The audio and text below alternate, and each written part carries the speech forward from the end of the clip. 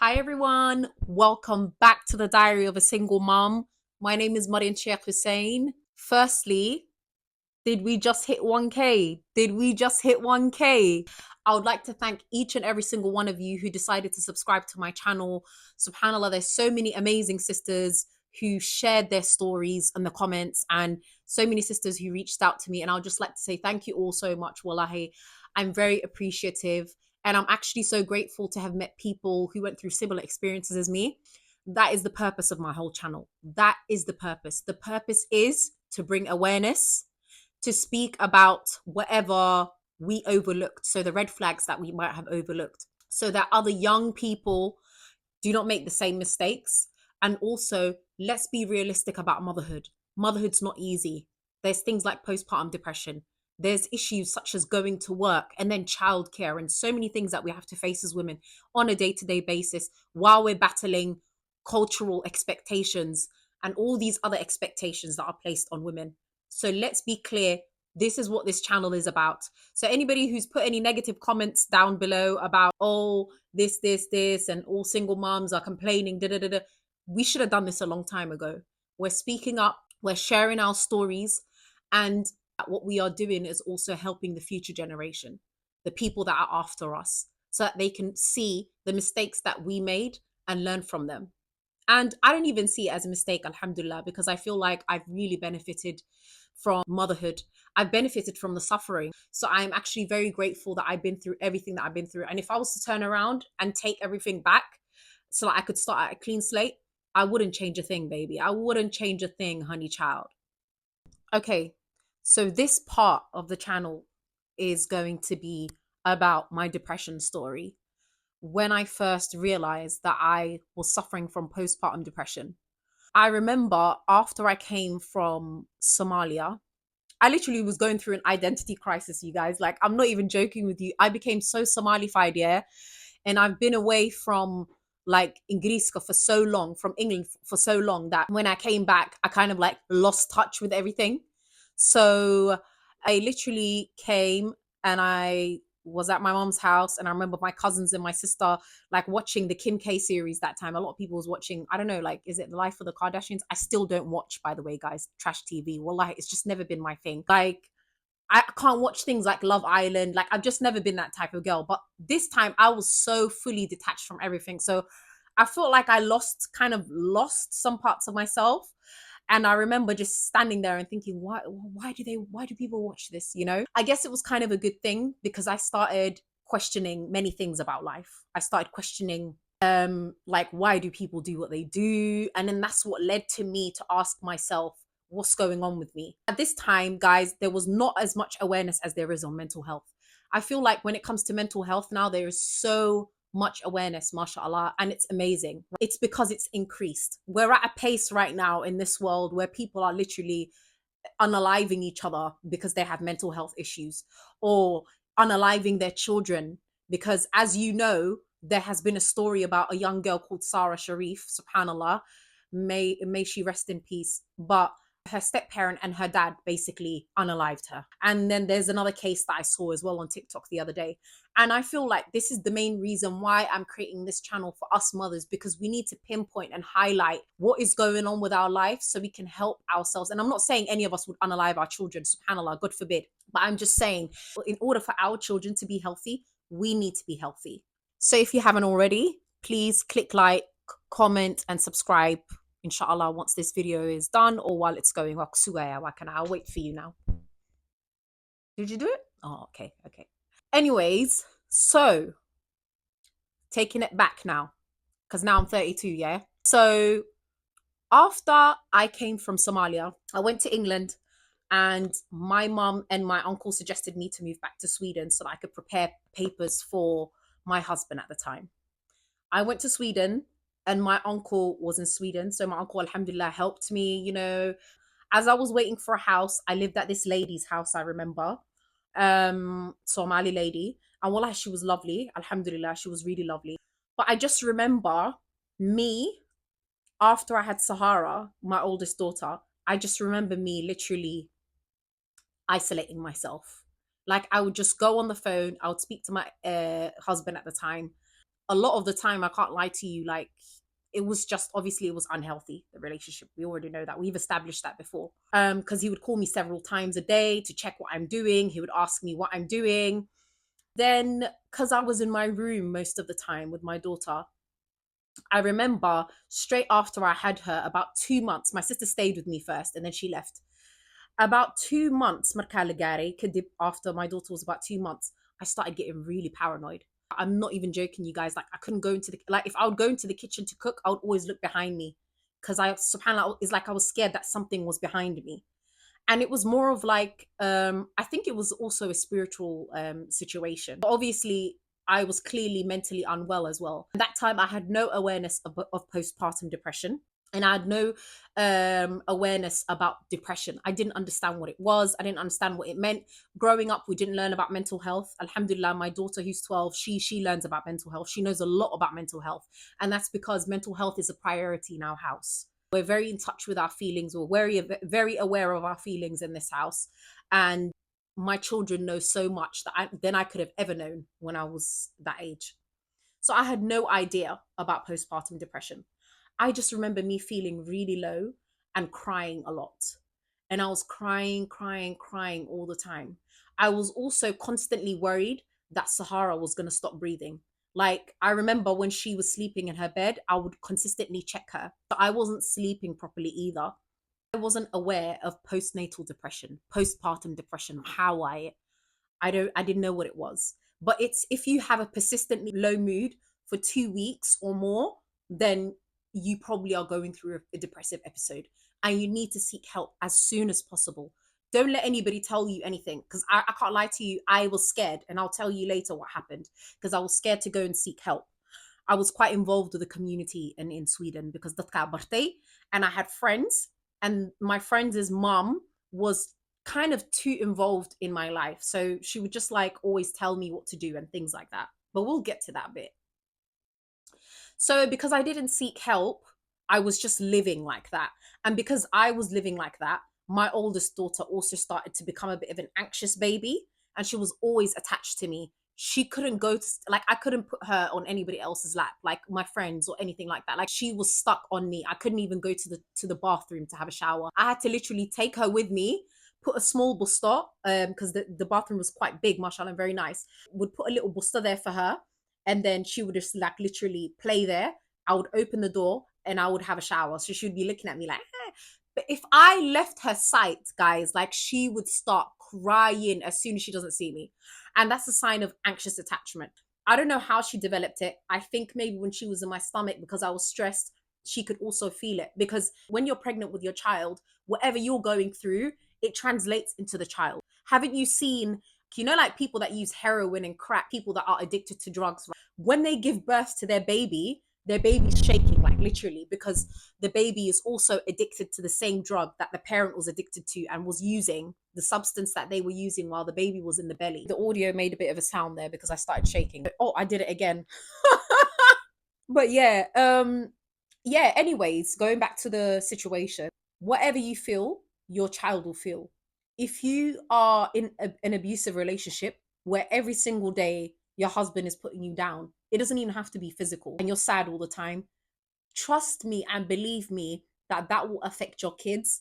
And hello, galale, it will show its ugly head. What you're going to see is, you're going to see the effects that it's had on your children. So it might be them having low confidence and not wanting to achieve anything. A lot of students actually underachieve in school, and I'm not saying it's only because of their home environment. The school system, especially in the UK, has set a really high standards for children to learn at a very fast pace. And if children don't meet those goals or those targets, they are kind of, they feel like a failure. Especially if you look at the streaming system in schools, the sets that they put in, the bottom set, the middle set, the top set. Thankfully, a lot of schools have kind of stopped implementing that now. But like, all of these things are factors that will affect your children. And on top of that, if you're not well, Hoya, if you're not well, yeah, I'm saying Hoya because I mean you, yeah? If you're a mom and you're watching this, if you're not well, or if you're going through a difficult situation right now, make sure that you make it your aim to get out of that. SubhanAllah, I was literally I was living with this depression until my daughter was about 7 months. And then that's when I told my friend. But if I go back a little bit, because I just remembered something, I remember when I got moved into this temporary like hotel place, yeah, I was with my daughter, obviously, and it was just me and her. I used to always open the cupboards to check if something was in there. And I used to look under my bed. And like I was scared, A'udhu billahi minash shaitanir rajeem, but I felt like there was a jinn or something like that in the house with me. I'm not even joking with you. I felt terrified. Extreme paranoia. I was very paranoid. And sorry, my lash, because you know I gotta look good for you girls. Okay. Yeah, so I would look under the bed, I would look everywhere, I would look open the armadio. When I'd go to the toilet, I'd keep looking behind me. Like, and I'm not even, it wasn't even like a bit scared because I remember like I used to watch scary movies when I was like 15, yeah, and I used to do it on purpose. Like, I used to scare myself on purpose. I was just absolutely nuts.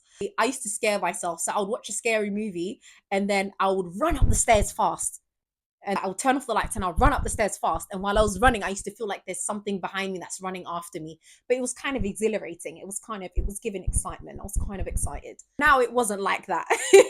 Now it was giving, girl, you need to get help. You know what I mean? Like, because I was opening the armadio, sarirta firina, I was looking everywhere and I was just so scared. I was so scared all the time.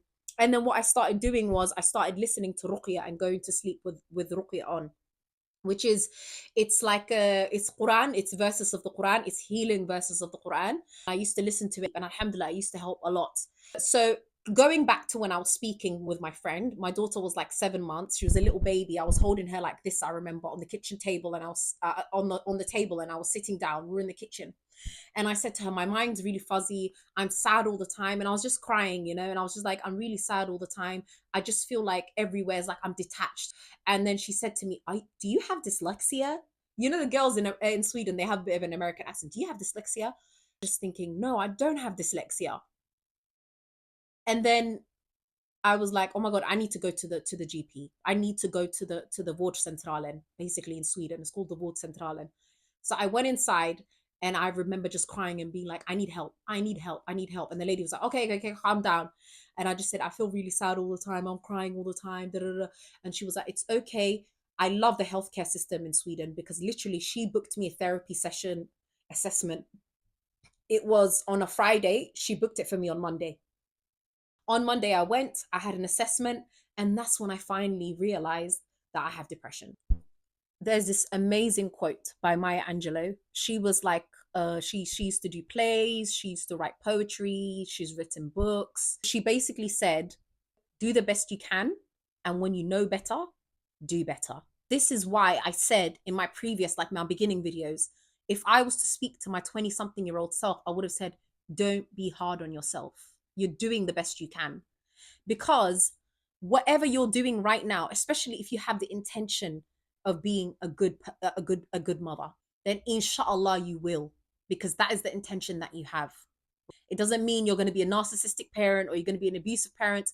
A lot of those parents that are abusive and narcissistic would never ever consider themselves to be anything, right? They wouldn't want to improve themselves. They wouldn't want to get better at something. They wouldn't want to apologize to their kids. They wouldn't. So if you're on this journey and you're thinking sometimes, oh, I don't know what to do. Am I doing the right thing? Breathe and just take it day by day. The important thing is for you to figure out the thing that you have in front of you, Hada. The thing that you have next to you, you sort that out. And then the next moment comes. And then the next moment comes. Sometimes we worry ourselves to death about how is the outcome going to be of my life? How is this going to be of my life? If you're present and you're not taking any drugs and all of this, and you're not in an abusive relationship where there's chaos and all of this, then alhamdulillah, consider yourself lucky. You're doing well, alhamdulillah. If you're in a situation where your relationship is toxic, if you're in a situation where you know that you don't feel good around this person is basically, sometimes your husband can be your enemy, right? He can treat you like an enemy. If you feel like you're in a situation like that, I would give you advice, and wallahi, this is just coming from like love from my heart, because I went through a similar situation. I would say figure out a way where you and your children could be in a better situation. You being in a toxic relationship, right? And then let's say your father is good to your children, but he's bad to you, right? Have a conversation with him. If you feel like things aren't changing, tell someone you're close to. Afkafur. Because wallahi, in our culture, what has killed us is silence. Like I was quiet for a few years in my marriage because I wanted to be this good wife, this, that, da, da, da, da, da. But at the end of the day, I feel like I was getting sick from it. When you surround yourself with the wrong people, you get sick. Not only that, you get disconnected from yourself. So what I mean by that is your intuition starts to go off. Qof oo xanuunsan hadaa la joogtid oo maanta o dhan ku dhibaayo oo maanta o dhan maxaa la dhahaa xadkaadi what was I gonna say again? He's crossing your boundaries all the time, right? What's gonna happen is your boundaries are gonna go further and further back. And it will make you more vulnerable to other toxic and negative people in your life who will be harmful to you. So now I understand that when I was in this marriage, I was also attracting friends who were kind of critical, right? And I also attracted like mother figures like Habri Rayal and all of this who would tell me what to do, but like not in a good way, but try to control me. And now I know because now I don't get that type of treatment. Alhamdulillah. I get respect. And if anything, I have a lot of loving people in my life. People that try to overstep my boundaries, I just like tell them afterwards. I just cut it off. It depends on how close the person is to me. So sometimes it can be your family members. Like, in what you need to do is you need to put you and your children in a place where they see mommy happy, where they see mommy at least content. Mommy can cry, mommy can go to therapy, mommy can take medication, but what mommy's not going to do is be in a situation where she's getting beaten up. I'm so sorry, or anything like that. Do you know what I mean? You don't deserve that. You deserve better. Anybody who's going through this right now, you deserve better. Wallahi, there was this auntie that I knew when I was a child. When I was a child, I saw a lot of stuff that was very traumatic, by the way. And there were a lot of deaths in my family as well. Not in my family, but like in my circle. Like, so the older people than me, there were a lot of deaths as well. And inshallah, while we proceed on with this video, I will talk about a few of those things that I feel like has also contributed probably to my trauma, but not only that, has taught me. Now I understand. Now when I've been through my suffering, I look at these Habri Riyal, ilaha unaharisto, the ones that have passed away. I look back at them and I think, subhanallah, this is what she was going through. This is what she was going through. There was this family friend, yeah, and her husband was like qarabo, I think, with our family side. So wouldn't even say qarabo, but do you know what qarabo is? Is like I don't know, some type of relation anyway. And he was very abusive to his wife. Wallahi, he was so abusive to his wife. Not once have I ever seen him hitting her, but I remember how she used to be around him. And I used to hear things, like when people are talking and all this, parents and all of this are talking, I used to hear things that they were saying. So I kid you not, this actually happened, wallahi, yeah?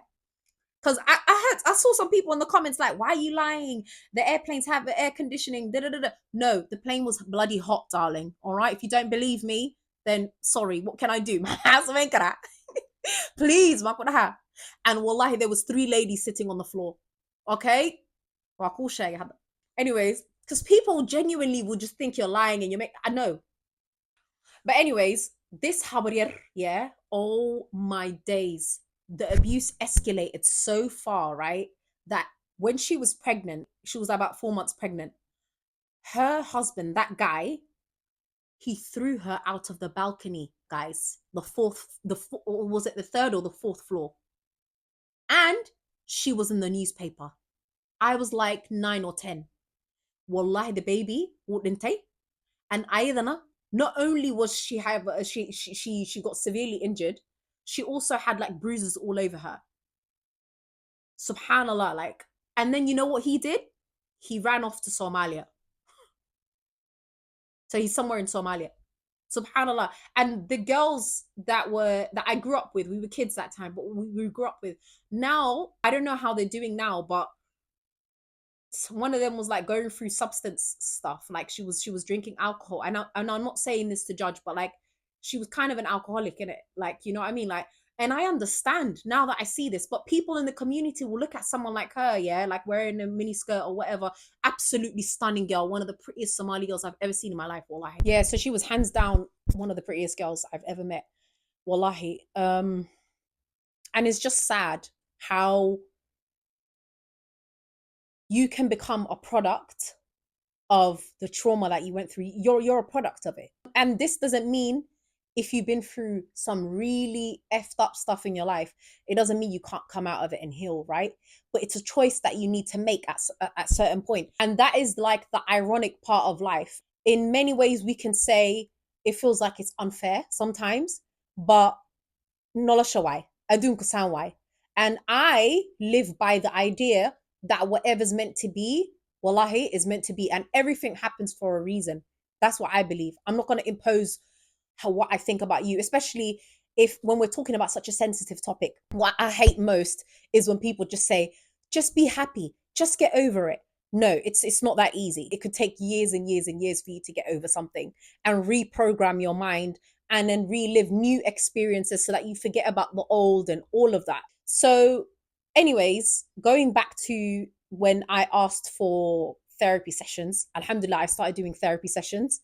And then the GP basically advised me to go on depression medication. They're called SSRIs. So is a serotonin, herpetic. I don't remember. I'm going to put it up here somewhere. But basically, they're called SSRIs. And what they do is like they help you a little bit, like to feel, they elevate your mood a little bit. So alhamdulillah, after I took those, guys, my mind came back. Alhamdulillah, I started hitting the gym. What also helped me in the 20s to heal from my trauma is moving my body, right? And I need to give myself that advice because I haven't been to the gym in a while and I've gained so much weight. But moving my body, wallahi, it's not even for the fact that you want to be slim or you want to be this. No, no, no. It's for how you feel, you know? And I felt so good when I used to go to the gym. And then I started reading books, going to the library. Alhamdulillah, I literally put all my focus on learning things like Swedish and I would read books. I would help my friends with their essays, with their like English essays, and they would get really good grades, right? Because obviously I'm quite good when it comes to English, right? English language and English literature. And yeah, like it was a really difficult path and it was a really difficult road, but I'm so happy that I decided to go and seek help. And you have to go and seek help. One of the worst, like one of the challenges that I had to face before I sought help was those yapping aunties, darling. Those yapping aunties. You know, they just like to tell you what to do. Not all of them. Okay. I love Habriraha Somalia. Hello, please. Nobody attack me, please. But there was this specific lady. I was friends with her daughters. I was really close friends with her daughters, and I used to go to their house. She basically found out that I was going through depression, right? Because I was speaking to her daughter and like she overheard. And she overheard me saying, I'm going to go to therapy. So before I went to therapy, I remember she was like, Habarir. She was like, don't go there. Blah, blah, blah, blah, this. And I felt so scared, I remember. But none of that happened, guys. I went and sought for help. And alhamdulillah, if anything, it elevated my life and it helped me. So always go with your gut, right? And whatever is in your way, if you're in a situation, if you're living with family and they're toxic, then make it your goal to create stability for yourself, right? Because if you're staying in an environment where people are negative towards you or people are hurting you constantly, what that's going to do is that's going to re-trigger you and you're going to spiral and go down again.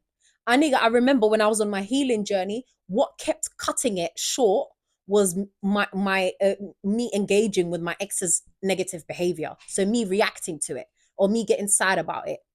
And then at a certain, wallahi, after I left this person, and then after I even moved into my own place, alhamdulillah, I finally started healing. But healing is painful as well. Because when I was going to therapy, if I would talk about some really heavy stuff, I would feel down for a few days. But sometimes you need to do that in order to come out in a better place. I'm gonna end this video here because I can sit here all day and I don't want to sit here all day, okay? I'm a mother, got things to do, darling. Do you know what I mean? I've got things to do and I'm exhausted and I want to watch Squid Game. Who has been watching Squid Game? Or am I late, guys? Who's been watching Squid Game? Oh my gosh. Guys, I can't wait to wipe off my makeup and tune in to watch the next episodes of Squid Game. Gabdoy. Anyways, if you like this channel, please click like, comment, and subscribe.